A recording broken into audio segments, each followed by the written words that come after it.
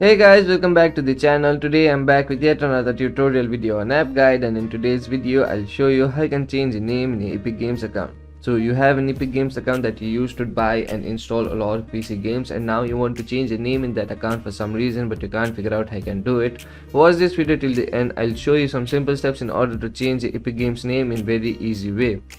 Just follow the simple steps I do. It's a very simple process. You'll do it in no time. So the first thing you want to do in order to change the Epic Games name is open a browser and go to epicgames.com. Once you go to epicgames.com, make sure you're logged into the account that you want to change the name from. If not, go ahead and log into that account.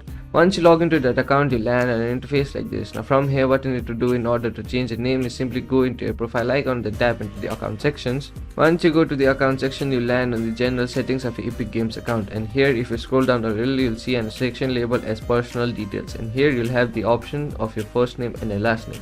So in order to change the name, go ahead and change your first name, then change your last name as well.